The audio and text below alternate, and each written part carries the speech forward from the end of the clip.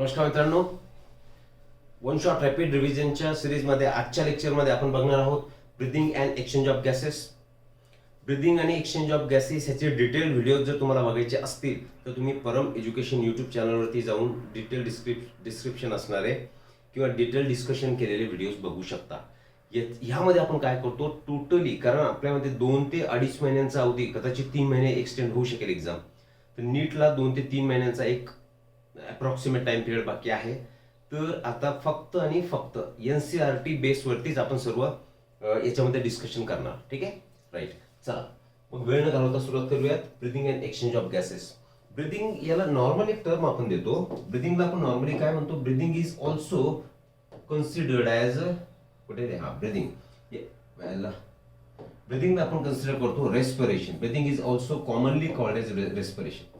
Breathing मध्ये आपण काय करणार, ब्रीदिंग मध्ये we will exchange O2 for CO2, that is inspiration of air and expiration of air, right? आणि रिस्पिरेशन ऍक्च्युअल प्लांट रिस्पिरेशन मध्ये आपण बघितलंय की रिस्पिरेशन आपण कशाला म्हणतो, normally it is process of release of energy. Process of release of energy is called as respiration. ठीक आहे, मग आपण फूड खाणार, we will ingest the food, त्याचं डायजेशन होणार, ते ब्लडमध्ये ॲब्झॉर्ब होणार. ब्लडमध्ये ॲब्झॉर्ब झाल्यानंतर it will be taken to all the cells and tissues. सगळ्या सेलपर्यंत सर्क्युलेटरी सिस्टमच्या माध्यमातून ते पोहोचणार. तिथे पोहोचल्यानंतर सॉरी, आता food is available to the cell, पण अजून त्याच्यामधून त्याला एनर्जी मिळाली नाही. त्यावेळी respiratory system comes into picture.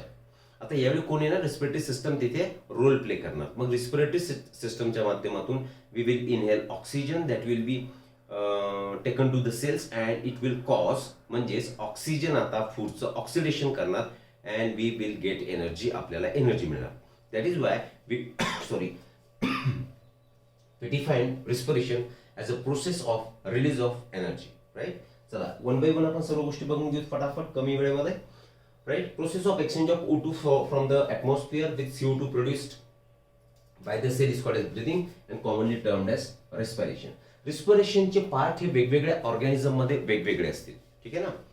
आता तुम्हाला काय करायचं, इथे मी हायलाइट पॉईंट केलेले असतील, पॉईंट जे हायलाइट केले त्याचे स्क्रीनशॉट घेऊन नोट्स तयार करायचे. ठीक आहे, म्हणजे कमीत कमी पेजेस मध्ये आणि कमीत कमी वेळेमध्ये जास्तीत जास्त नोट्स तुम्हाला रिवाइज करता येतील. NCERT मधील जी इम्पॉर्टंट जितकेही कॉन्सेप्ट असतील त्याला आपण हायलाइट इथे करत असतो. राईट. वेल, रिस्पिरेशन वेगवेगळ्या ऑर्गॅनिझम मध्ये रिस्पिरेशनचा प्रकार हा वेगवेगळा असणार. कशावरती डिपेंड करेल, respiration process will depend on the habitat of that individual. कोणत्या हॅबिटॅट मध्ये, म्हणजे तो इंडिव्हिज्युअल राहतो कुठे, पाण्यामध्ये राहतो, जमिनीवरती राहतो की अजून कुठे राहतो, त्याच्यावरती डिपेंड करेल की तो कोणत्या पद्धतीने रिस्पिरेशन करणार आणि त्याचा ऑर्गन कुठला असणार आहे. ठीक, राईट. मग वेगवेगळ्या respiratory systems, respiratory organs present असतील वेगवेगळ्या ऑर्गॅनिझम मध्ये. किंगडम ॲनिमेलियामध्ये we have seen in detail, जसे की ऑर्थ्रोपोड्स असतील त्यांच्यामध्ये ट्रकेल ट्यूब्स आहेत. ॲनिलिड्स घ्या, स्किननी करतात अर्थवर फॉर एक्झाम्पल. फ्रॉग घ्या, ॲम्फिबियन, जमिनीवर असताना तो लंग्सचा वापर करणार आणि पाण्यामध्ये असताना क्युटानियस रिस्पिरेशन करणार. We will see this.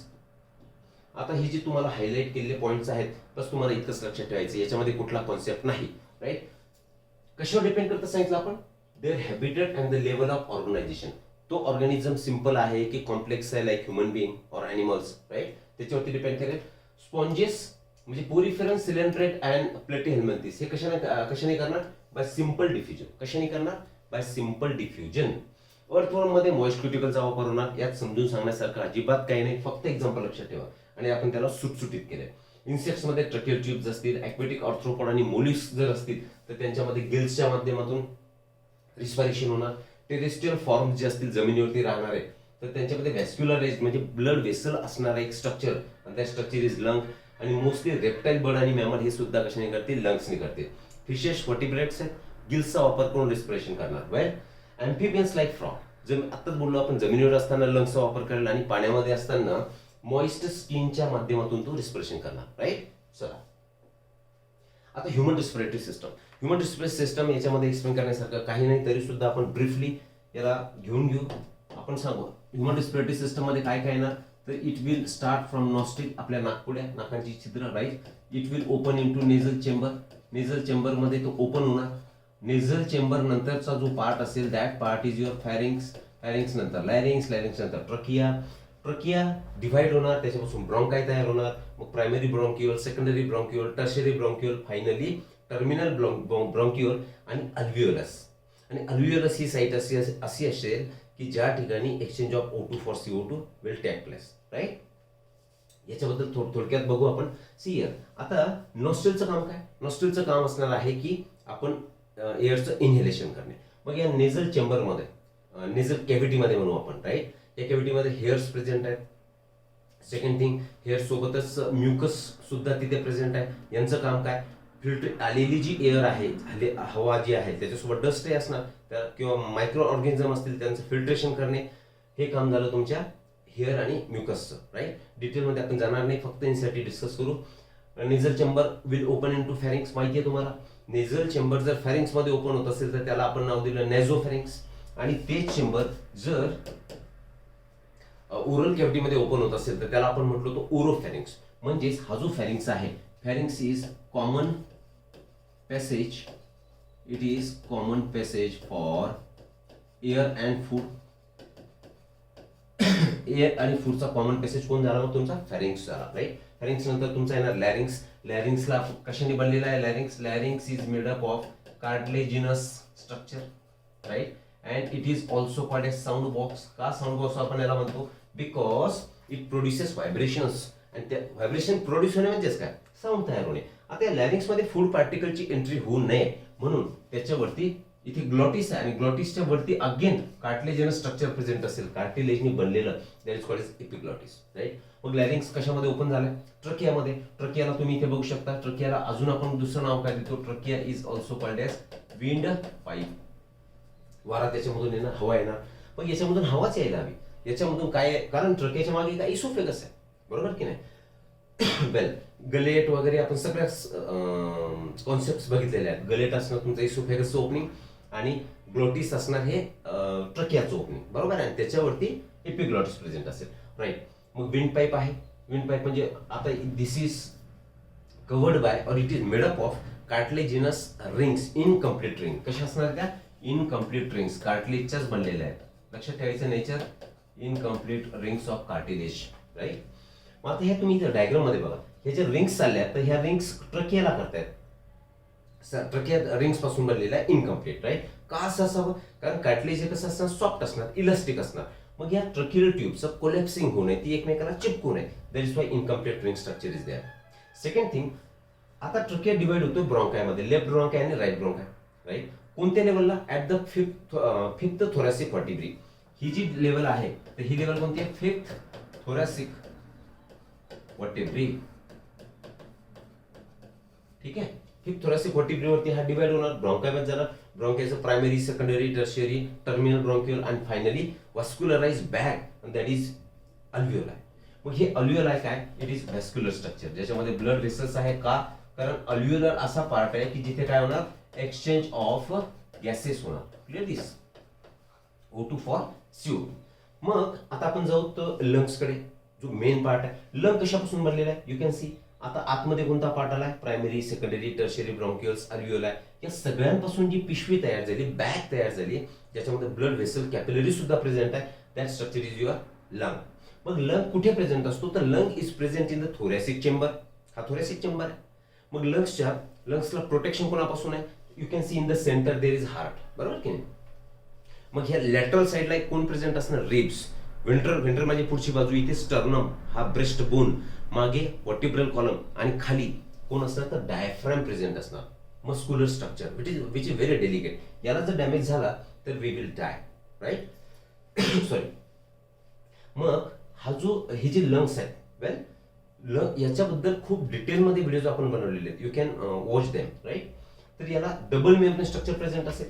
Double membrane structure आपण म्हटलो प्लुरल मेम्ब्रेन. मग प्लुरल मेम्ब्रेनचा आउटर मेम्ब्रेन आणि इनर मेम्ब्रेन. आउटर मेम्ब्रेन तुम्हाला रिब्सच्या कॉन्टॅक्ट मध्ये दिसतोय आणि inner membrane it is in direct contact with lung. हे आता प्लुरल मेम्ब्रेन जे आहे त्यांच्यामध्ये स्पेस आहे, त्याला म्हणतो आपण प्लुरल फ्लुइड. आणि ती प्लुरल फ्लुइड उपयोग काय?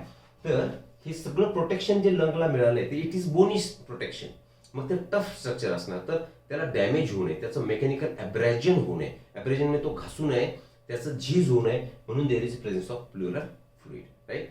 आता हे बोललो तो आपण, प्लुरल फ्लुइड जर क्वांटिटी याची वाढून जर गेली तर त्याला प्लुरिसी सुद्धा म्हणतात कंडिशन. ओके.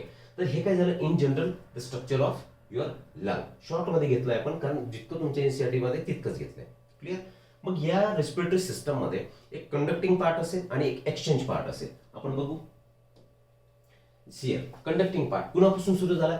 हा it starts from external nostril, म्हणजे आपल्या नाकाचे छिद्र पासून स्टार्ट झालाय आणि एंड्स ॲट द टर्मिनल ब्रॉन्क्युल. याला म्हणतो आपण कंडक्टिंग पार्ट. कंडक्टिंग पार्टचं काम काय असणार आहे? Conducting part it will humidify air, it will cause humidification. म्हणजेच काय? मॉइश्चर ऍड करणे, हे काम झालं. हवेमध्ये मॉइश्चर ऍड करायचंय आणि to bring it to body temperature, म्हणजे त्याचं वॉर्मिंग करणे. That is the function of conducting part. म्हणजेच काय होणार? आता हवेची डेन्सिटी कमी होणार आणि it will easily pass into the alveolus. Well, conducting part कशाने बनलाय? External nostril to terminal bronchiole. दुसरा एक्सचेंज पार्ट. एक्सचेंज पार्ट कशाने बनलेला असणार आहे? See here it is made up of ducts of alveolus and alveoli यांच्यापासून बनलेला exchange part. म्हणजेच इथे CO2 from blood will be exchanged with O2 from atmosphere. Clear. हा एक्सचेंज पार्ट झालाय. Lungs are situated in the thoracic chamber आणि त्याचं आत्ताच आपण डिस्क्रिप्शन केलंय, स्क्रीनशॉट याचा घेऊन घ्या. क्लिअर. आगे बढेंगे. रिस्पिरेशनच्या स्टेप्स जशा बुकमध्ये दिल्या आहेत तशाच रिस्पिरेशनच्या स्टेप्स आपण आता इथे मेन्शन केल्या आहेत. रिस्पिरेशन स्टेपमध्ये सरळ सरळ काय होणार? अगोदर ब्रिदिंग होणार, म्हणजे ॲटमॉस्फिअर मधली O2 रिच एअर लंग्स मध्ये येणार आणि लंग्स मधली बाहेर पडणार. O2 रिच एअर आता ब्लड मध्ये येणार अल्व्हिओलसच्या माध्यमातून. ब्लड आता टिश्यू पर्यंत पोहोचणार. टिश्यू मध्ये मेटाबॉलिझम सुरू आहे. मग टिश्यू मध्ये CO2 तयार झालाय, तर टिश्यूला O2 देऊन ब्लड मधला O2 जाणार आणि CO2 बाहेर येणार. मग ते ब्लड CO2 ला कंडक्ट करणार, लंग्स पर्यंत आणणार आणि एक्सपायरेशनच्या माध्यमातून we will exhale it out. Clear. तर these are the 5 steps as it is we have mention, जशा तशा आपण मेन्शन केल्यात from NCERT. Okay. Next is mechanism. ब्रिदिंगचं मेकॅनिझम हे कसं होणार? इन्स्पायरेशन आणि एक्सपायरेशन. हे ह्या थेरीचे फक्त तुम्हाला स्क्रीनशॉट घ्यायचे. क्लिअर दिस. आणि मी ओरली तुम्हाला सगळं एक्सप्लेन करतोय आणि याच्यामध्ये हायलाइट तर केलेलंच आहे, फक्त समजून घ्या फास्टमध्ये. इन्स्पायरेशन आणि एक्सपायरेशन म्हणजे इन्स्पायरेशन म्हणजे काय? Taking in O2 rich air, taking in O2 rich air from atmosphere. आणि एक्सपायरेशन म्हणजेच काय? गिव्हिंग आउट, बाहेर टाकणे, giving out CO2 rich air. Clear this. मग आता इन्स्पायरेशन आणि एक्सपायरेशन. इन्स्पायरेशन म्हणजे हवा आत घेणे, एक्सपायरेशन मध्ये हवा बाहेर सोडणे. या दोन्ही जर प्रोसेस व्हायचे असतील इन्स्पायरेशन आणि एक्सपायरेशन, त्या केसमध्ये प्रेशर ग्रेडियंट हा लंग्स आणि ॲटमॉस्फिअर मध्ये असणं गरजेचं आहे. कसं काय होणार? हियर इकडे बघा. आता हे सपोज लंग्स, ठीक आहे, आणि लंग्स पासून आता आपल्याला एअर ही कुठे पाठवायची आहे? तर ॲटमॉस्फिअर कडे पाठवायची. कोणती एअर? O2 रिच एअर आपल्याला CO2 रिच एअर आपल्याला ॲटमॉस्फिअर कडे पाठवायची. म्हणजेच आपल्याला काय करायचंय या केसमध्ये? आपण काय म्हटलो? एक्सपायरेशन करायची, बाहेर टाकायची. ओके. आणि ॲटमॉस्फिअर मधून आता एअर लंग मध्ये यायची. मग त्याच्यामध्ये कोण असणार आहे? O2 रिच एअर असणार आहे. बरोबर आहे. तर जेव्हा ॲटमॉस्फिअर मधली लंग मध्ये जर तुम्हाला एअर आणायची असेल तर त्या प्रोसेसला आपण काय म्हणतो? इन्स्पायरेशन. काय म्हणतो? इन्स्पायरेशन किंवा इनहेलेशन. Clear this. मग मला एक सांगा, जसं आपण ऑस्मोसिस शिकलो, डिफ्युजन शिकलो, त्याच्यामध्ये कॉन्सन्ट्रेशन ग्रेडियंट आपण बघितला, बरोबर की नाही? प्लांट वॉटर रिलेशन मध्ये किंवा त्याला एनसीईआरटीच्या भाषेमध्ये काय म्हणू आपण? Transporting plant. तर डिफ्युजन होत असेल किंवा तुमचा काय म्हणू आपण त्याला ऑस्मोसिस होत असेल, ठीक आहे, त्यावेळी higher to lower concentration transport झाला होता. मग जर ॲटमॉस्फिअरची हवा आपल्याला लंग्स मध्ये घ्यायची तर दोन ठिकाणी लंग्स मध्ये, त्याला म्हणतो आपण प्रेशर, हवेचं प्रेशर म्हणू इथे आपण.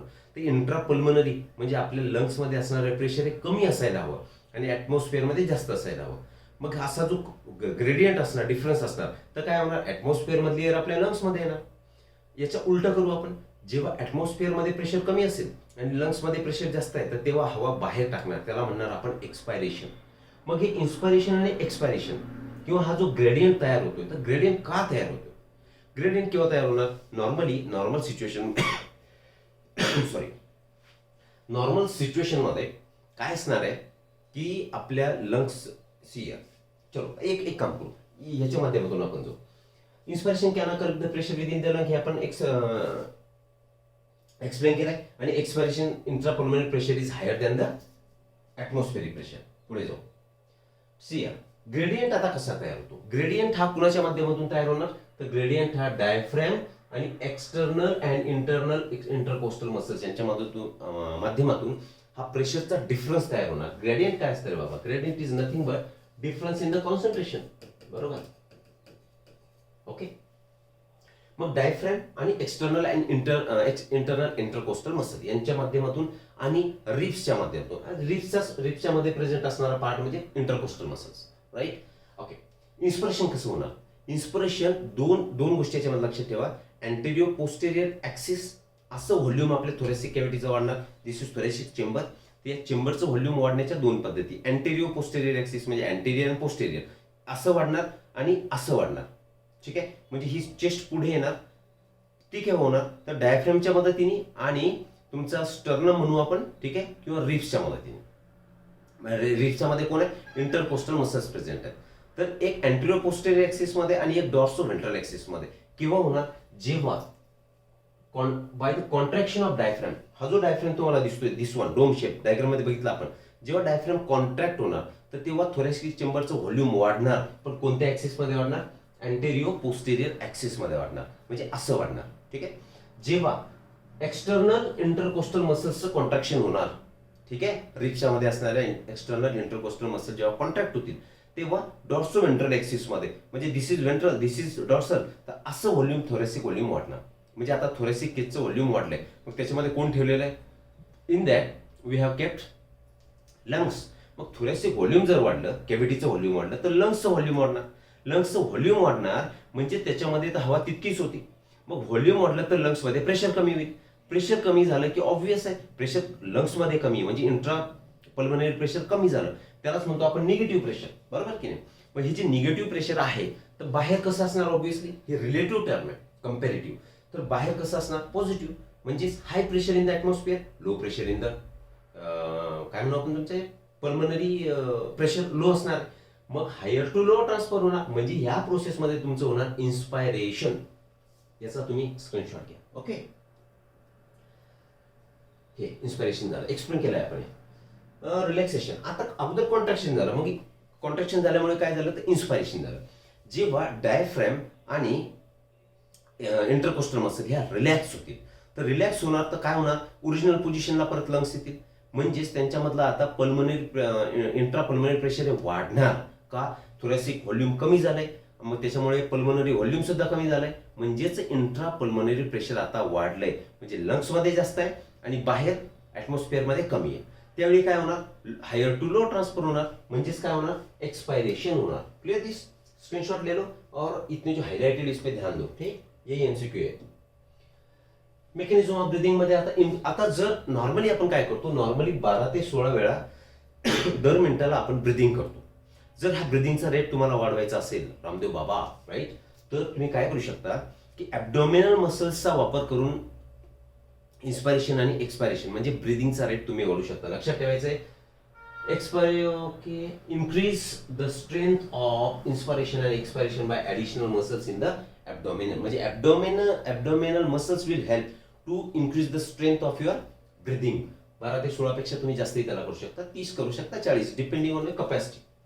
मग आता ही जी व्हॉल्यूम लंग मध्ये आहे तर ते व्हॉल्यूमची क्वांटिटी किती आहे, कमी झालं का, जास्त झालं का, याला मेजर करायला इन्स्ट्रुमेंट लागेल. That instrument is your spirometer. आणि या स्पायरोमीटरच्या माध्यमातून तुम्ही नॉर्मल व्हॉल्यूम्स आहेत की कुठल्या डिसीज कंडिशनमध्ये कमी अधिक झालेत तर हे आपण फाइंड आउट करू शकतो. म्हणून आपण सांगतो this spirometer helps in clinical assessment of pulmonary function. म्हणजे आपल्या लंग्सचे फंक्शन प्रॉपर आहेत की नाही, it will be detected by spirometer. Next आता वेगवेगळे व्हॉल्यूम्स आणि कपॅसिटीज आपल्याला बघायचे आहेत. बऱ्याच वेळा नीटमध्ये हे क्वेश्चन विचारले जातात. व्हॉल्यूम तुम्हाला लक्षात असणं गरजेचं आहे. It is very simple part. Tidal volume कशाला म्हणणार, याचे स्क्रीनशॉट तुम्हाला घ्यायचे, सरळ सरळ मी तुम्हाला एक्सप्लेन करतोय. टायडल व्हॉल्यूम तो कशाला म्हणणार, नॉर्मली तुम्ही जी हवा आतमध्ये घेता आणि नॉर्मली जी बाहेर टाकता, म्हणजे नॉर्मल इन्स्पिरेटरी व्हॉल्यूम आणि नॉर्मल एक्सपायरेटरी व्हॉल्यूम. जी काय हवा आत आणि बाहेर तुम्ही टाकता त्याला व्हायचा tidal volume. And that goes around 500 ml. मग एका मिनिटाला ब्रिदिंग किती आपली, एक तर 12 ते 16.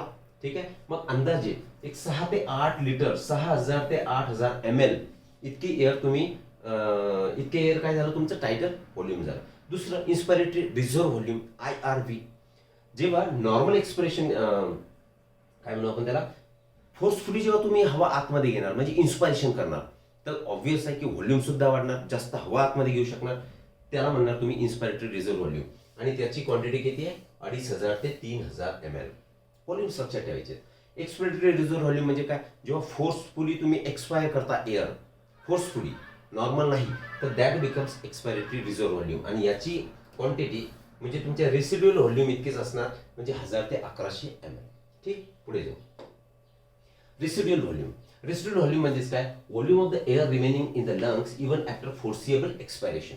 तुम्ही पूर्ण असं अशी हवा बाहेर टाकली तरी सुद्धा आतमध्ये जी एअर प्रेझेंट असेल, व्हॉल्यूम प्रेझेंट एअरचं जे व्हॉल्यूम असेल त्याला तुम्ही म्हणायचं रेसिड्युअल व्हॉल्यूम. आणि आपण सांगितलं की एक्सपायरेटरी रिझर्व्ह व्हॉल्यूम इतकंच जवळपास 1100 ते 1200 ml व्हॉल्यूम असणार.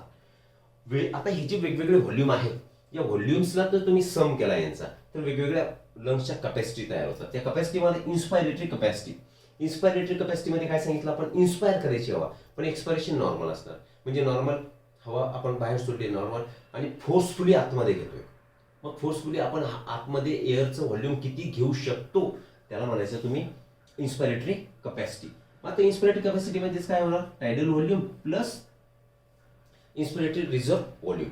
त्याच्या उलट एक्सपायरेटरी कपॅसिटी हे काय होणार, tidal volume plus expiratory reserve volume. म्हणजे काय, इथे नॉर्मल एक्सपायरेशन केलं आणि फोर्सफुली आतमध्ये हवा घेतली, इथे नॉर्मल इन्स्पायरेशन करा आणि फोर्सफुली बाहेर टाका, ऑब्व्हियसली ते व्हॉल्यूम कमी असणार, राईट. तर TV plus ERV becomes your expiratory capacity. Expiratory capacity. आता टीव्ही इथे किती असतो अंदाजे एक 500 ml आणि ERV किती सांगितलं आपण एक 1000 ते 1100, समजा आपण 1000 म्हणू म्हणजे जवळपास 1500 ml ही झाली तुमचं एक्सपायरेटरी कपॅसिटी. आणि इन्स्पायरेटरी कपॅसिटी ही किती होणार, टीव्ही किती आहे तुमचा 500 ml आणि IRV किती होता एक 2,500 ते 3,000 ml, बरोबर आहे. म्हणजे जवळपास 3500 ते 3600 ml इन्स्पायरेटरी तुमची कपॅसिटी झाली आणि ही झाली एक्सपायरेटरी कपॅसिटी. पुढे जाऊ. Functional residual capacity. जेव्हा तुम्ही नॉर्मली एअर बाहेर सोडताय तर आतमध्ये भरपूर सारी एअर प्रेझेंट असेल जी काय असेल ती आणि त्याच्या माध्यमातून आता आपल्या बॉडीमध्ये एक्सचेंज होणार, फंक्शन चालणार. मग नॉर्मल एक्सपायरेशन केल्यानंतर जी काय तुमच्यामध्ये अगोदर आपण रेसिड्युअल व्हॉल्यूम बोललो, रेसिड्युअल व्हॉल्यूम मध्ये काय केलं होतं आपण, फोर्सफुल एक्सपायरेशन केलं होतं, फोर्सफुली हवा बाहेर काढून टाकली तरी सुद्धा आतमध्ये प्रेझेंट होती, दॅट वॉज रेसिड्युअल व्हॉल्यूम. ठीक आहे, जे की होतं 1100 ते 1200. पण फंक्शनल मध्ये काय, नॉर्मल एक्सपायरेशन केलं पण आतमध्ये भरपूर सारी एअर प्रेझेंट आहे आणि काय म्हणू आपण त्याला फंक्शनल रेसिड्युअल कपॅसिटी. तर ते कशाने बनलेली आहे, ERV प्लस RV. व्हायटल कपॅसिटीमध्ये फोर्सफुली एअर बाहेर टाकणे, एक्झलेशन करणे आणि फोर्सफुल इनहेलेशन करणे त्याला म्हणायचं तुमची vital capacity. Maximum volume of air a person can breathe in after force expiration. Forcefully expire केलं, फोर्सफुली आतमध्ये घेतली तर that becomes your vital capacity, right. मग ते कॉम्बिनेशन कोणाचं होणार बघा, याच्यामध्ये इन्स्पायरेशन एक्सपायरेशन दोन्ही असणार आहे म्हणजे ERV, TV and IRV. Total lung capacity ह्या सगळ्या ज्या वरच्या व्हॉल्यूम्स होते त्यांना जर तुम्ही त्यांना सम केला तर that becomes your total lung capacity किंवा त्यालाच म्हणू शकतो आपण vital capacity, right. Okay, your vital capacity plus residual volume. Exchange of gases कुठे होते लिहिले आपण, हायलाइट केलं, स्क्रीनशॉट घ्या. Alveoli are the main site of exchange of gases, right. मग आता ही जी गॅस असणार आहेत फक्त अल्व्हिओलसच्या ठिकाणीच एक्सचेंज होणार का, नाही का, कारण ऍटमॉस्फिअर आहे, ऍटमॉस्फिअर मधून लंग्स मध्ये येणार म्हणजेच कोणामध्ये येणार, अल्व्हिओलाई मध्ये काय प्रेझेंट असणार आहे, ब्लड. मग ब्लड आणि अल्व्हिओलाई यांच्यामध्ये एक्सचेंज होईल. हे ब्लड आता कुठे घेऊन येणार, हे ब्लड घेऊन येणार टिश्यू मध्ये, मग टिश्यू आणि ब्लड यांच्यामध्ये सुद्धा एक्सचेंज होणार. These are two sites where exchange of gases takes place. आता हे जे एक्सचेंज होतोय या रेस्पिरेटरी सरफेस वरती, ठीक आहे, तर it takes place by simple diffusion आणि which is depend on the partial pressure gradient और कॉन्सन्ट्रेशन ग्रेडियंट. म्हणजे डिफरन्स जो असतो प्रेशर मधला किंवा कॉन्सन्ट्रेशन मधला त्या बेसिसवरती by simple diffusion this exchange of O2 for CO2 will take place. Diffusion rate कशावर डिपेंड करेल, हा एक तर सोल्युबिलिटी ऑफ गॅसेस वरती. आता गॅसेस मध्ये मेनली आपले कोणते आहेत, एक तर CO2 अँड O2. मग यांच्यापैकी कोणाची सोल्युबिलिटी जास्त आहे त्यावरून ठरेल की कोण जास्त डिफ्यूज होणार. तर CO2 ची सोल्युबिलिटी ही O2 पेक्षा 20 to 25 टाइम्स मोर. कोण जास्त सोल्युबल आहे? मग CO2 जास्त सोल्युबल आहे. मग डिफ्युजन कपॅसिटी कोणाची जास्त झाली? CO2 ची झाली. आणि दुसरा फॅक्टर असणार की thickness of membrane across which the diffusion will take place. मग डिफ्युजन मेम्ब्रेन जो आहे त्याची थिकनेस किती आहे त्याच्यावर सुद्धा डिपेंड करेल. These are two factors. Screenshot. आता हे वेगवेगळे पार्शियल प्रेशर्स किंवा कॉन्सन्ट्रेशन ऍटमॉस्फिअर मध्ये किती, अल्व्हिओलस मध्ये किती, ऑक्सिजनेटेड डिऑक्सिजनेटेड ब्लड आणि टिश्यू मध्ये O2 आणि CO2 चं किती कॉन्सन्ट्रेशन. नीट मध्ये हा यातला क्वेश्चन विचारला होता. राईट. आता याच्यामध्ये लक्षात ठेवायचं सिंपल गोष्ट आहे, ऍटमॉस्फिअर मध्ये दोन्ही गोष्टी जास्त असणार. क्लिअर दिस. O2 सुद्धा जास्त असेल, CO2 सुद्धा जास्त असेल. पण आता हा O2 लंग मध्ये, आता लंग मध्ये बघा किती 104 आहे. जेव्हा आता लंग्स अल्व्हिओलस मध्ये काय होणार, एक्सचेंज होणार अक्रॉस द कॅपिलरी वॉल आणि तुमच्या squamous epithelium of alveolar wall, basement substance त्याच्यामधला. तर ब्लड मध्ये ऑक्सिजनची क्वांटिटी, ऑक्सिजनेटेड ब्लडची क्वांटिटी किती आहे? 95 आहे. मग आता हे ऑक्सिजनेटेड ब्लड कोणाला गेलं? टिश्यूला. तर टिश्यू मध्ये कोण जास्त असणार आहे? CO2, म्हणजे ऑक्सिजन कमी असणार आहे. तर टिश्यू मध्ये ऑक्सिजन कमी आहे आणि हे टिश्यू कुणाला देतात? तर डिऑक्सिजनेटेड ब्लड. ठीक आहे. म्हणजे टिश्यू आणि डिऑक्सिजनेटेड ब्लड यांच्यामध्ये सेम कॉन्सन्ट्रेशन असणार. ठीक आहे. तसंच O2चं, तसंच CO2चं बघा. आता कुठे डिऑक्सिजनेटेड ब्लड मध्ये किती? 45. पण हे जे डिऑक्सिजनेटेड ब्लड आहे कुणापासून आले? टिश्यू पासून आले. म्हणजे टिश्यू मध्ये सुद्धा सेम कॉन्सन्ट्रेशन असतं बघा. टिश्यू आणि डिऑक्सिजनेटेड ब्लड O2 आणि CO2 कॉन्सन्ट्रेशन सेम. फक्त अल्व्हिओलस मध्ये आणि ऑक्सिजनेटेड ब्लड मध्ये 104 आणि 95 ऑक्सिजन असेल आणि 40 हा कुठे असणार आहे? अल्व्हिओलस मध्ये 40 असणार आहे आणि ऑक्सिजनेटेड ब्लड मध्ये सुद्धा CO2 40% असणार आहे. आता या टेबलचा उपयोग आपल्याला कुठे होणार? ऑक्सिजन डिसोसिएशन कर्व स्टडी करताना, म्हणजे during transport of oxygen. Right. लक्षात ठेवायचं याला, आकडे लक्षात घ्या. वेल, ग्रेडियंट. वेल आपण सांगितलं आता जो ग्रेडियंट आहे तर आपल्याला कुणाकडून द्यायचंय? एकतर लंग्स मधली हवा टिश्यूला द्यायची आणि टिश्यू मधली हवा लंग्स मध्ये आणायची. म्हणजे हा बाय डायरेक्शनल फ्लो होणार. मग प्रेशरचं जे ग्रेडियंट आहे हे दोन्ही ठिकाणी गरजेचं असणार आहे. लंग्स मध्ये सुद्धा असणार कुठे ते ब्लड आणि अल्व्हिओला याच्यामध्ये सुद्धा ग्रेडियंट गरजेचं आहे आणि टिश्यू आणि ब्लड यांच्यामध्ये सुद्धा ग्रेडियंट म्हणजे difference in the pressure of air is required. Clear. Solubility बद्दल बोललो होतो आपण. Solubility of CO2 is 20 to 25% times higher than the oxygen. आता ही जी डिपेंड नाही करत, सॉरी, हे गॅसचं काय असणार आहे? मिक्सचर असणार आहे. मग मिक्सचर आहे तर त्याच्यामध्ये O2 आहे, CO2 आहे, नायट्रोजन असेल, कोण भरपूर सारे गॅस असतील. पण आपल्याला कशामध्ये इंटरेस्ट आहे? O2 आणि CO2 मध्ये. ठीक आहे. समजा इथे CO2 असेल, O2 असेल, अजून कुठला एक C गॅस असेल, एखादा D गॅस असेल, तर हे काय झालं? गॅसचं मिक्सचर झालं. मग या मिक्सचर मध्ये हा इंडिव्हिज्युअल झाला, हा इंडिव्हिज्युअल, हे गॅसचं मिक्सचर झालं. हे काय झालं? Complete this is a mixture of gases mixture. ठीक आहे. मग या मिक्सचर मध्ये O2चं पार्शियल म्हणजे प्रेशर किती आहे? Individual pressure. CO2चं प्रेशर किती आहे? हे जे मिक्सचर ऑफ गॅस मध्ये इंडिव्हिज्युअल गॅसचं, वैयक्तिक गॅसचं जे प्रेशर प्रेझेंट असतं त्याला म्हणतो आपण पार्शियल प्रेशर. राईट. वेल, मग डिफ्युजन मेम्ब्रेन हा कशाने बनलेला आहे? डिफ्युजन मेम्ब्रेन पर्टिक्युलरली कुठला? आपल्या लंग्स मध्ये. तर यू कॅन सी ही तुमची अल्व्हिओलस, आणि अल्व्हिओलसच्या वॉलला तुम्ही म्हणता कशाने बनलेली आहे? Squamous epithelium. मी इथे लिहितोय it is made up of squamous epithelium, short मध्ये लिहितोय. नंतर ही तुम्हाला कॅपिलरी दिसते, तर कॅपिलरीच्या वॉलला तुम्ही काय म्हणता? इथे दिलंय का? नाही दिलंय. ओके. तर कॅपिलरी वॉलला तुम्ही काय म्हणता? एंडोथेलियम. काय म्हणतो आपण त्याला? एंडोथेलियम म्हणतो. आणि हा एंडोथेलियम कॅपिलरीचा आणि स्क्वेमस एपिथेलियम हा अल्व्हिओलर वॉलचा, यांच्यामध्ये एक सबस्टन्स प्रेझेंट असेल. इथे मी असं हायलाइट करतो याला. तर this substance is called as basement substance. मग हा जो डिफ्युजन मेम्ब्रेन कशाने बनलेला आहे? It is made up of squamous epithelium alveoli, endothelium of alveolar capillaries and basement substance present between them. आता जरी 3 लेअर असले तरी त्यांची थिकनेस खूप सारी कमी आहे, म्हणजे 1 mm पेक्षा सुद्धा कमी असतात. म्हणजे diffusion of gases will take place easily. पुढे ट्रान्सपोर्ट ऑफ गॅसेस. आता ट्रान्सपोर्ट ऑफ गॅसेस आपल्याकडे कोणते गॅस आहेत? ऑक्सिजन आणि CO2. जर O2 ला ट्रान्सपोर्ट व्हायचंय तर तो कसा होणार? 97% हा आरबीसी मध्ये हिमोग्लोबिन आहे. सीआर ही आरबीसी मध्ये कोण प्रेझेंट असणार? हिमोग्लोबिन असणार. एक हिमोग्लोबिन किती ऑक्सिजनला कॅरी करतो? इथे लिहितोय मी. एक हिमोग्लोबिन हा 4 ऑक्सिजनला कॅरी करतो. बरोबर आहे. आणि जेव्हा हिमोग्लोबिन 4 ऑक्सिजनला कॅरी करणार तर मी असं लिहितो याला 4O2 Hb असं लिहितो. ठीक आहे. मग कॅरी करणार म्हणजेच काय, हा हिमोग्लोबिन आहे, त्याला 4 ऑक्सिजन अटॅच झाले, तर हे जे कॉम्बिनेशन तयार होणार तर त्या कॉम्बिनेशनला आपण म्हणणार आहे ऑक्सी हिमोग्लोबिन. म्हणजे ऑक्सी हिमोग्लोबिनच्या माध्यमातून किती चाललंय, 97% चाललंय. रिमेनिंग 3% हे प्लाझ्मामध्ये डिझॉल्व्ह होणार आणि त्या माध्यमातून जाणार. स्क्रीनशॉट घ्या. ट्रान्सपोर्ट कार्बन डायऑक्साईड, कार्बन डायऑक्साईडचं इथे आता काय होणार, हा हिमोग्लोबिन आणि त्याला कोण अटॅच करतोय, CO2. तर हे जे कॉम्बिनेशन तयार होणार त्याला आपण म्हणणार कार्बामिनो हिमोग्लोबिन. Hb लिहितोय फक्त शॉर्ट मध्ये. कार्बामिनो हिमोग्लोबिन हे कॉम्बिनेशन झालंय. तर या कार्बामिनो हिमोग्लोबिनच्या स्वरूपात किती ट्रान्सपोर्ट होणार, 20 to 25%. ऑब्व्हियसली कुणापासून, टिश्यू टू अल्व्हिओलस. उलटा हे याची ट्रान्सपोर्ट ऑफ ऑक्सिजनची डायरेक्शन काय, this transport is from lungs to tissues. बरोबर. आणि हे जे ट्रान्सपोर्ट होणार आहे हे कोणापासून होणार, it will take place from tissues to lungs. Okay, clear. 20 to 25% as a carbamino haemoglobin. नंतर 70% ॲज अ बायकार्बोनेट आहे, एक तर सोडियम बायकार्बोनेटच्या स्वरूपात किंवा पोटॅशियम बायकार्बोनेटच्या स्वरूपात. वेल, आणि 7% जो रिमेनिंग आहे it will be through dissolved state through plasma. जसं 3% होते डिझॉल्व्ड होते, इथे 7% असेल. स्क्रीनशॉट. चलो आगे. वेल, हिमोग्लोबिन माहिती आहे तुम्हाला, it is a red coloured complex protein, red coloured iron containing protein. That is why RBCs are red in colour. Okay.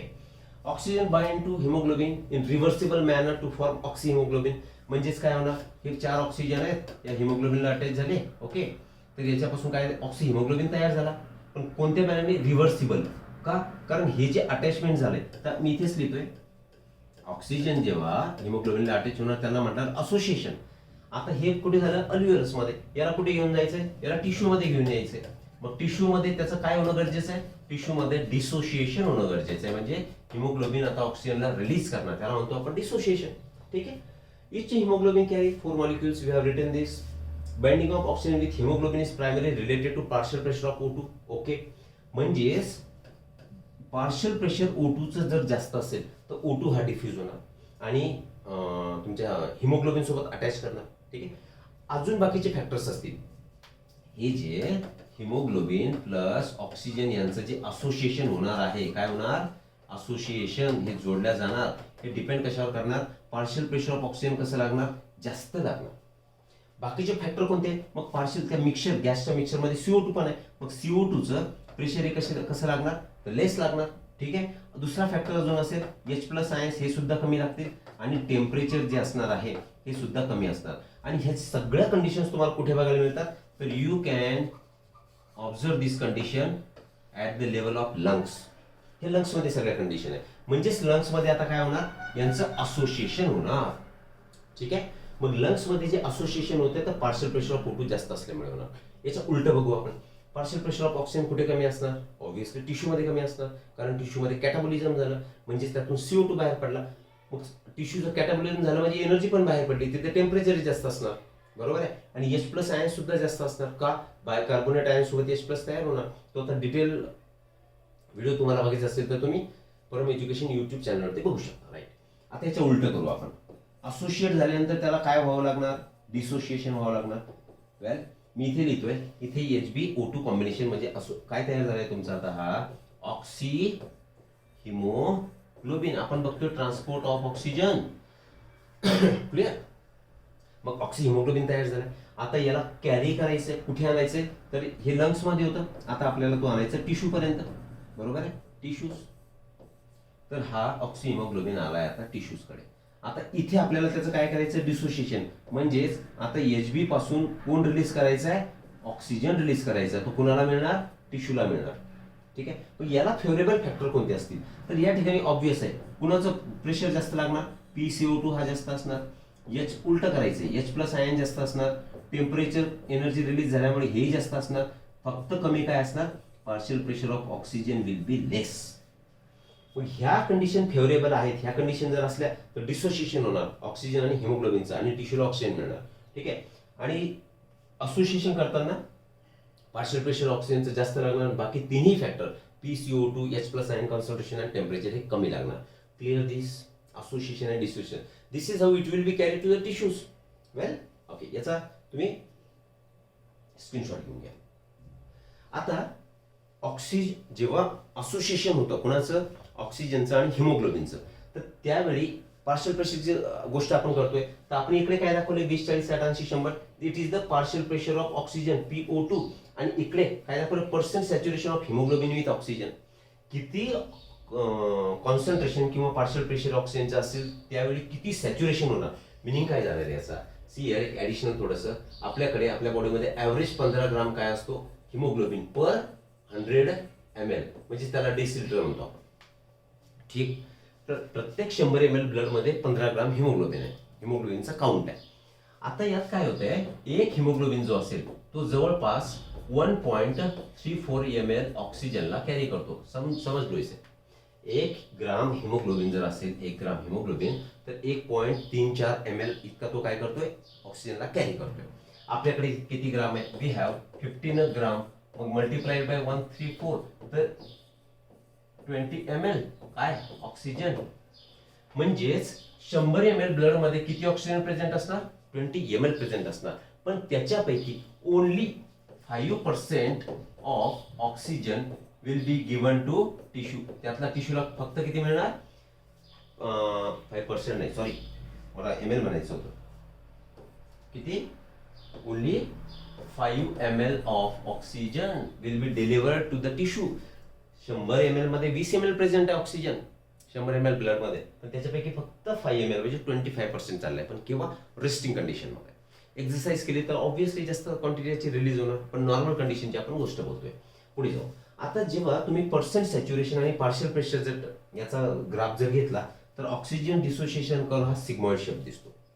मग याच्यामध्ये फॅक्टर्स, वेल आता लक्षात घ्या, 2 गोष्टी आपल्याला बघायच्या की नीटमध्ये विचारलेला क्वेश्चन आहे, करू आपण इथे.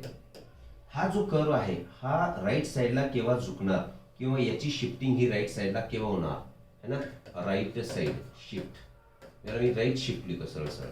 ओके, आणि हाच कर्व इकडे लेफ्ट कडे केव्हा जाणार, सॉरी हाच कर्व लेफ्ट कडे केव्हा शिफ्ट होणार, याला लिहितो इथे मी लेफ्ट साईड शिफ्ट. थोडक्यात लक्षात घ्या, राईट साईडला जर तुमचा हा सिग्मॉइड कर्व शिफ्ट होत असेल त्यावेळी तुम्ही समजायचंय की PCO2 इज हायर, जास्त आहे. आणि जेव्हा लेफ्टला होत असेल तर PO2 इज हाय. ऑक्सिजनचं कॉन्सन्ट्रेशन ज्यावेळी जास्त असेल आणि ही जास्त कुठे असणार आहे, it will happen at the lungs site. Lungs मध्ये PO2 जास्त आहे, पार्शियल प्रेशर ऑफ ऑक्सिजन, तिथे लेफ्ट साईडला शिफ्ट होणार. आणि टिश्यूज मध्ये ही कंडिशन PCO2 हायर कुठे आहे, तर it is higher at the tissue level, त्या टिश्यूला आहे. मग कर्व हा राईट साईडला शिफ्ट होईल. Clear this. मग सिच्युएशन्स काय असणार, इकडे लंग्स मध्ये काय होतं, असोसिएशन होतंय. मग हा जो इफेक्ट तुम्हाला दिसतोय का ज्यांनी डिस्क्राईब केला ते होते हेल्डेन, म्हणून तुम्ही याला म्हणायचं हेल्डेन्स इफेक्ट. काय हेल्डेन्स इफेक्ट, हेल्डेन्स इफेक्ट कसे संबंधी आहे, with association of oxygen with haemoglobin. ठीक आहे, कुठे होणार, लंग्स मध्ये होणार. का होणार, कारण ऑक्सिजनचं कॉन्सन्ट्रेशन तिथे जास्त आहे, म्हणून तुमचा कर्व हा लेफ्ट कडे शिफ्ट करतोय इकडे. बरोबर आहे. फिटल हिमोग्लोबिन मध्ये सुद्धा लेफ्ट कडे शिफ्ट करणार. त्याचे आता वेगवेगळे रिझन्स आहेत. ठीक आहे, जसं 2-3 काय म्हणतो आपण BPG हा जो प्रोडक्ट फोटोसिंथेसिस मध्ये रिस्पिरेशन मध्ये ग्लायकोलायसिस मध्ये आपण बघितला होता, त्याची आपल्याला आवश्यकता नाही. फक्त लक्षात ठेवा, लंग मध्ये जेव्हा असोसिएशन होणार ऑक्सिजन आणि हिमोग्लोबिन तर कर्व लेफ्टला जाणार, आणि टिश्यू लेवलला ऑक्सिजन जेव्हा कमी पडेल तेव्हा तो राईटला जाणार.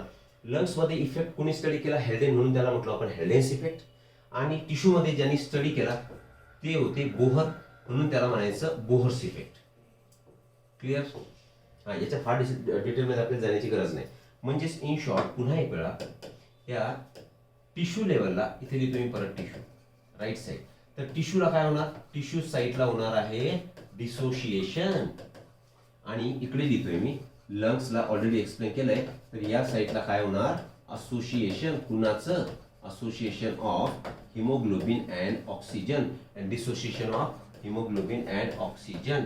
ठीक आहे ना, कारण लंग्स मधला ऑक्सिजन आपल्याला तिकडे पाठवायचं तर काय त्याला रिलीज करणं गरजेचं, त्याला आपण डिसोसिएशन म्हणतो. याचे फॅक्टर्स फटाफट मी लिहितोय. PO2 is higher, PCO2 is less, H+ ion is less and temperature is also less. केव्हा, हेल्डेन्स इफेक्ट.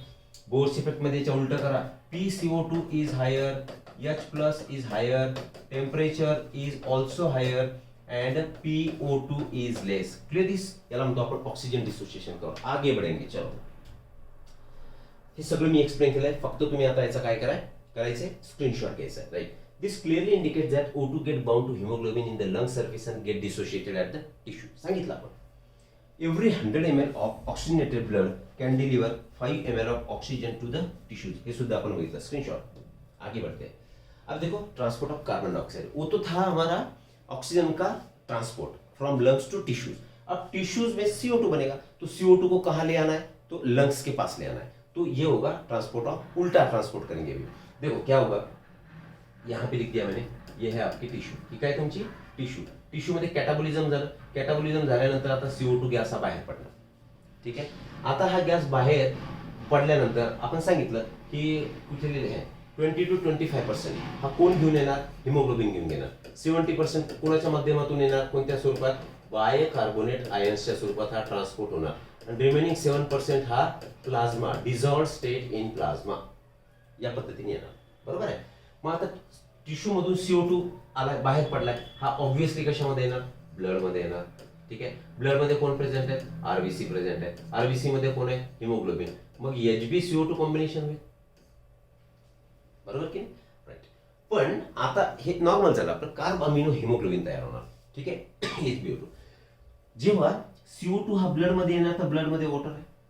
हा कारण आपण सांगितलं ऍज अ बायकार्बोनेट हा जास्त फोकस होतोय. आता हे तर झालं तुमचं 20 to 25% असं कार्ब अमिनो हिमोग्लोबिन तयार झालं. या पद्धतीने इतका जाणार. दुसरी गोष्ट, आता ब्लड मध्ये आला, ब्लड मध्ये वॉटर आहे, म्हणजे प्लाझ्मा मध्ये ऍज अ सॉरी जे वॉटर असेल तो वॉटर सोबत मिक्स होणार. आता काय लक्षात ठेवायचंय की RBC मध्ये एक एन्झाईम प्रेझेंट असतो आणि त्या एन्झाईमचं नाव तुमच्या कार्बोनिक अनहायड्रेस. खूप जास्त क्वांटिटीमध्ये आणि खूप कमी क्वांटिटीमध्ये तो प्लाझ्मा मध्ये सुद्धा प्रेझेंट असतो. ठीक आहे. आपण इथे एक्सप्लेन केलेलं आहे, याचा स्क्रीनशॉट तुम्हाला घ्यायचं, मी फक्त एक्सप्लेनेशन करतोय. तर काय होणार, RBC आणि प्लाझ्मा याच्यामध्ये जो कार्बोनिक अनहायड्रेस आहे त्याच्या माध्यमातून आता कार्बोनिक ऍसिड तयार होणार. ठीक आहे.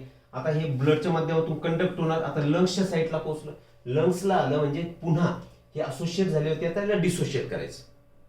ठीक आहे. मग डिसोशिएट करण्यासाठी सुद्धा कार्बोनिक अनहायड्रेस म्हणजे SCO3 आणि H+ होणार आणि याच्याच मधून आता तुमचा H2O च्या व्हेपर तयार होतील आणि CO2 गॅस तयार होईल आणि तो एक्झेल होणार.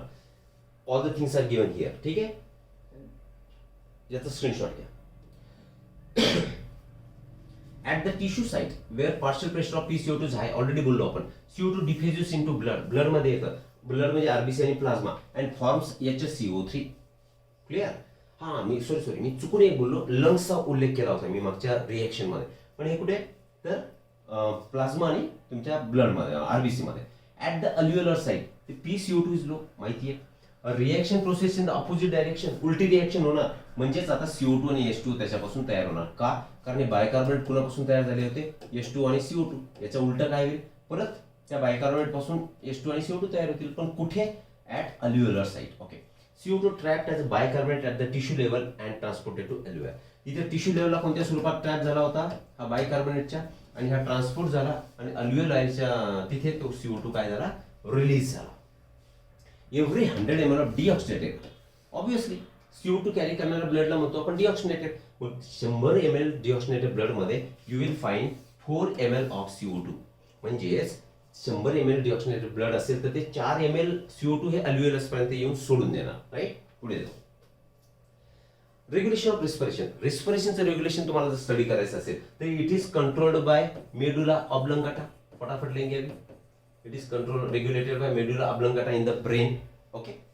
मेडुला ऑब्लंगाटाच्या बाजूला आपण काय लिहितो? ऍडजेसंट. ऍडजेसंट म्हणजे बाजूला. ऍडजेसंट स्ट्रक्चर जे प्रेझेंट असणार आहे त्या एरियाला नाव देतो आपण किमो सेन्सिटिव्ह एरिया. काय नाव दिलंय? किमो सेन्सिटिव्ह एरिया. आता किमो सेन्सिटिव्ह म्हणजे कुठल्या तरी केमिकलला हा सेन्सिटिव्ह असणार आहे. मग कुणाला सेन्सिटिव्ह आहे? It is sensitive to H+ ion and CO2 concentration. जर H+ आयन वाढले आणि CO2 जर वाढला तर तो सेन्सिटिव्ह होणार आणि तो लगेचच मेसेज कोणाला देणार? मेडुला ऑब्लंगाटाला. मेडुला ऑब्लंगाटामध्ये एक सेंटर प्रेझेंट असणार. मेडुला ऑब्लंगाटाचं सेंटर जे आहे त्याला म्हणतो आपण रिस्पायरेटरी रिदम सेंटर. ठीक आहे. मग हा इथे वाढलेलं कॉन्सन्ट्रेशन मेसेज कोणाला देणार? रिस्पिरेटरी रिदम सेंटरला. आणि मग ऍडजस्टमेंट केले जातील की अभी ब्रिदिंग का रेट बढ़ाओ, ब्रिदिंगचा रेट वाढवा, कारण CO2 वाढलेला आहे. ओके. राईट. तसंच याला सपोर्ट करणारं स्ट्रक्चर प्रेझेंट असणार. कुणाला सपोर्ट करणारं? या मेडुला ऑब्लंगाटाला सपोर्ट करणारं स्ट्रक्चर पॉन्स. आणि या पॉन्स मध्ये जे स्ट्रक्चर प्रेझेंट असेल त्याला म्हणतो आपण न्यूमोटॅक्सिक सेंटर. कुठलं सेंटर? Pneumotaxic centre. क्लिअर? मग न्यूमोटॅक्सिक सेंटर काय करतं? रिस्पिरेटरी रिदम सेंटरला रेग्युलेशन मध्ये हेल्प करते. राईट? तसंच आपली कॅरोटिड बॉडी, ठीक आहे, कॅरोटिड बॉडी आणि एओर्टिक आर्क याच्यामध्ये रिसेप्टर्स प्रेझेंट असतील. काय असतील? Chemo receptors. हे रिसेप्टर्स प्रेझेंट आहेत and again these are sensitive to H+ आणि CO2. जसा हा किमो सेन्सिटिव्ह एरिया याच्या बाजूला होता तसाच एओर्टिक आर्क म्हणजे सिस्टमिक एओर्टा, तिथे रिसेप्टर प्रेझेंट असतील जे CO2 आणि H+ आयन कॉन्सन्ट्रेशन जर वाढलं तर लगेचच हे सुद्धा मेसेज कोणाला देतील? मेडुला ऑब्लंगाटाला. म्हणजे त्याचा रिस्पिरेटरी रिदम सेंटरला आणि necessary adjustment will be done. याचा स्क्रीनशॉट घेऊन घ्या. ठीक आहे, आगे बढ़ते. हे झालं complete. Now various disorders associated with the respiratory system आपल्याला तीनच दिल्या आहे: ॲस्थमा, एम्फायझमा आणि ऑक्युपेशनल लंग डिसऑर्डर्स. ॲस्थमा मध्ये काय होणार की इन्फ्लामेशन होणार. कुणाचं इन्फ्लामेशन होणार? ब्रॉन्का अँड ब्रॉन्क्युलचं. आणि त्याच्यामुळे तुम्हाला श्वास घ्यायला त्रास होणार, डिफिकल्टी इन ब्रीथिंग. राईट? ॲस्थमा. एम्फायझमा मध्ये काय होणार? एम्फायझमा मध्ये अल्व्हिओलरच्या वॉल ह्या डॅमेज होणार. अल्व्हिओलरच्या वॉल डॅमेज झाल्या म्हणजेच काय होणार? रिस्पिरेटरी सरफेस कमी होणार, डिक्रीज होणार. आणि याचं मेन कारण जे असणार ते सिगारेट स्मोकिंग असणार. ऑक्युपेशनल लंग डिसीज मध्ये आपण काय बोलू की व्यवसायाच्या अनुषंगाने होणारे तुम्हाला डिसीज, त्याला म्हणतो आपण ऑक्युपेशनल लंग डिसऑर्डर.